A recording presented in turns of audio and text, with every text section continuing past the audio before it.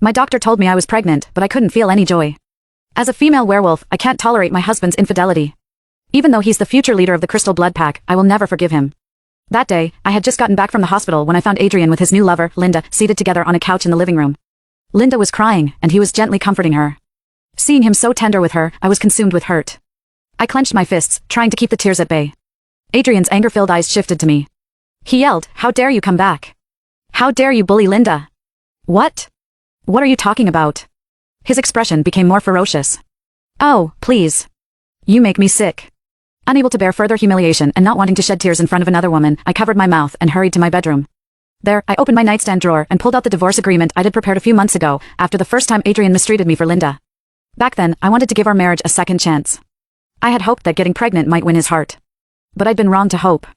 I ran my thumb over the bold letters on the divorce agreement and whispered to myself, he will never mark me as his mate. He will always humiliate me for his lover, which means he won't accept my babies either. I have no choice but to go through with it for the sake of my children. I wiped my tears, signed the paper, then sat on the bed, staring blankly, trying to absorb what I'd just done. After a few moments, Adrian burst into the room. I quickly shoved the agreement into the drawer and stood. At Adrian, I stammered, watching him lock the door. Before I could say anything more, he stormed towards me and shoved me onto the bed. "Do you think you're going to be the Luna of this pack?" I tried to squirm away from him, but he locked my hands above my head. "Don't forget how you set me up to marry you in the first place." He began to undress me. Despite being held by his powerful arms, I resisted and yelled. "No!" I shouted, still struggling. "Please stop." Roughly, he kissed my neck. "You stop. Stop pretending. This is what you wanted, and you ruined my life."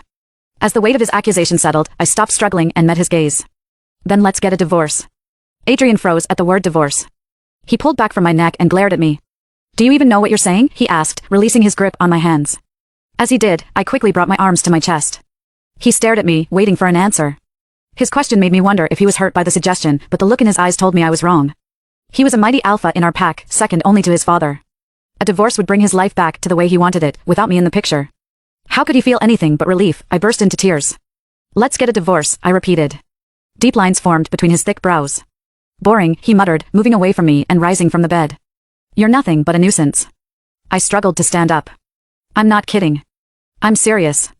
To prove it, I opened the drawer and pulled out the divorce agreement LD prepared months ago. "What's that?" he asked, grimacing. I handed him the papers. "I've signed them. I'm no longer your wife." Adrian snatched the papers from me, gave them a quick glance, then threw them aside. He grabbed me by the neck, his jaw clenched in anger. I tried to pry his hands off me, but he tightened his grip, the pressure on my neck growing unbearable. Through gritted teeth, he spat, "What do you take me for? Do you think you can do whatever you want?" Struggling to stay calm, I managed to say, "I'll leave the Crystal Blood Pack."